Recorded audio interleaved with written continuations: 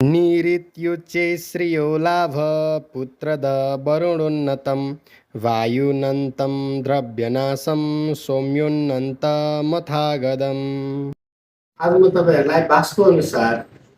घर बनाउनुभन्दा पूर्व जमिनको लक्षण कस्तो हुनुपर्छ भन्ने विषयमा जानकारी दिन गइरहेको छु। हामीले कुनै पनि अवस्थामा कहिलेकाहीँ जमिनहरू हेर्न गयौँ भने कुनै जमिन समथल भूभागमा हुन्छ, कुनै जमिनको कुनै एउटा भाग पूर्व पश्चिम उत्तर दक्षिण मध्ये कुनै एउटा भाग उठेको र कुनै एउटा भाग चाहिँ अलिकति तल दबिएको, मतलब अलिकति ओह्रालो लागेको, त्यस्तो खालको जमिनहरू हामीलाई देख्न मिल्छ। अब यस्तो खालको जमिन हुँदाखेरि त्यो जमिनबाट लाभ हानि के कस्तो अवस्थाहरू हुन्छ त भन्ने विषयमा पनि वास्तुशास्त्रले चर्चा गर्छ। यदि केही गरी पूर्व दिशामा र उत्तर पूर्वी दिशामा, यसलाई ईशान कोण भनिन्छ, यो दुईवटा दिशामा यदि केही गरी जमिनको भाग उठेको छ, अलिकति बढी उठेको छ, जमिनको अरू भागहरूभन्दा यो भाग अलिकति उठेको भाग छ भनेदेखि यस्तो जमिनमा घर बनाउनु शुभ मानिँदैन। त्यसै गरी वायव्य कोण भनेको उत्तर पश्चिम दिशा र अग्निकोण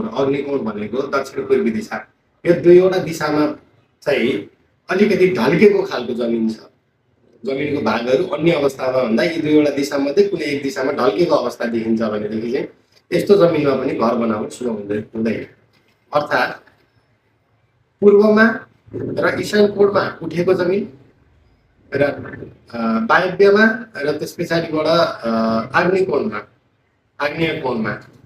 ढल्केको जमिन, यो जमिनमा घर बनाउँदाखेरि चाहिँ यदि यस्तो जमिनमा घरहरू हामीले निर्माण गर्छौँ भनेदेखि रोग शोक भय, त्यस पछाडिबाट आफ्नो पदोन्नति हुनमा एकदम समस्या, धनको हानि नाश, यी खालका कुराहरू वास्तुशास्त्रले विश्लेषण गर्दछ। बाहेक पूर्व तथा उत्तर दिशामा केही ओह्रालो लागेको जमिन छ, केही निचो जमिन छ, अथवा दक्षिण या पश्चिम दिशामा केही उच्चो जमिन छ भनेदेखि वास्तुशास्त्रले यस्तो खालको जमिनबाट यश, कीर्ति, जय, लाभ, धन आदि इत्यादि